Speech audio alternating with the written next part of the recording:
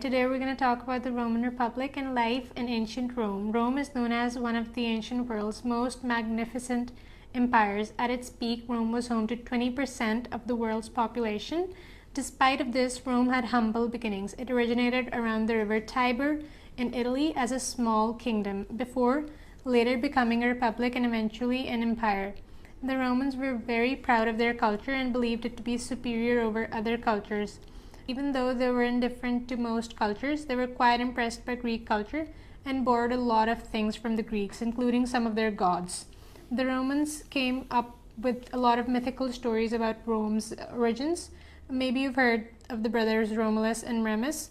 These twin brothers were believed to be half god and half human.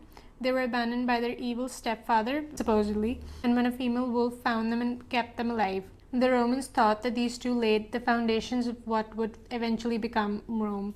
Later, Romulus killed Remus to become the only king, and this, of course, is a mythical story, but Rome was indeed a monarchy to begin with.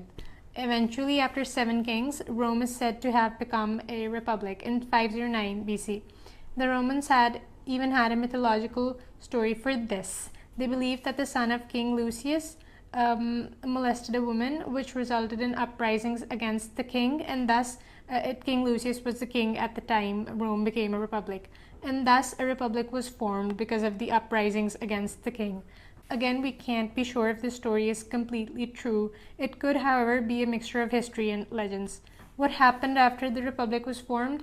The political system in Rome was influenced by ancient Greece as well. Even the concept of being a republic came from polis like Athens. Just because ancient Rome wasn't a democracy doesn't mean that it wasn't influenced by Greek politics, because democracy was just one of the political ideologies practiced in ancient Greece. Anyways, so the Roman Republic had been described as a mixture of monarchy, democracy, and aristocracy. Why? Because it had elements of all three. Firstly, we have the officials with the 2 consuls on top.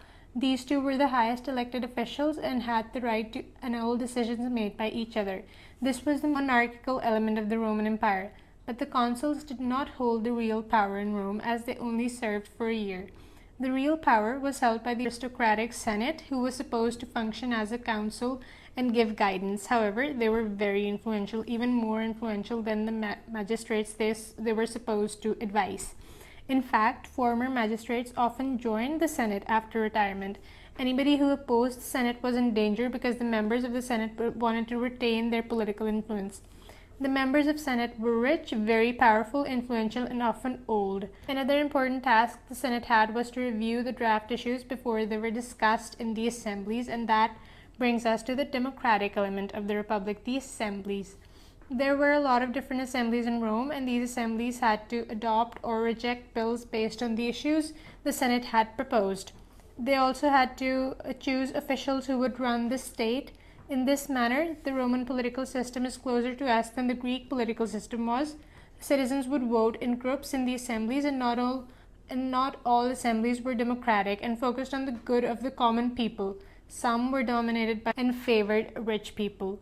As Rome expanded, the assemblies became less and less important because it became difficult to find places that would seat all citizens. Next, I'm going to touch on the subject of the class system in Rome. So by now you've probably understood that the ancient Rome was dominated by aristocrats, and these were called the Patricians. The Patricians wanted to keep the power for themselves. There was, however, another group of citizens as well who were called the Plebians. The Plebians were the common people, and they had to make many concessions with the patricians before they were granted any political influence. You might wonder how Romans managed to expand so much while the Greeks couldn't. Even though ancient Rome resembled the Greek system, one important factor is that the Romans were later willing to offer citizenship to a vast number of ethnic groups, not in the beginning but later in their history, while the most influential of Greek polis were not willing to offer citizenships to other groups of people. Now a little about slavery in the Roman Empire.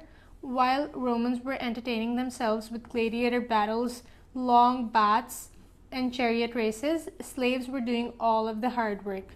This hard labor sometimes resulted in their deaths.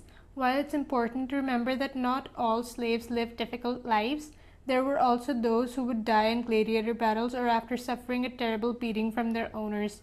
Despite its shortcomings, Rome is one of the most magnificent empires the world has ever seen, and the Roman Forum was full of beautiful buildings which were used for social, political, public, and religious purposes. Architecture and infrastructure were two things the Romans excelled at. Their infrastructure was quite advanced for that period of time. They had aqueducts which would supply the capital with water from mountains in the countryside. They had well-functioning road nets that were extremely useful in war times, as soldiers could send messages quickly and effectively. Additionally, they also had a sewer system which again was quite advanced for their times.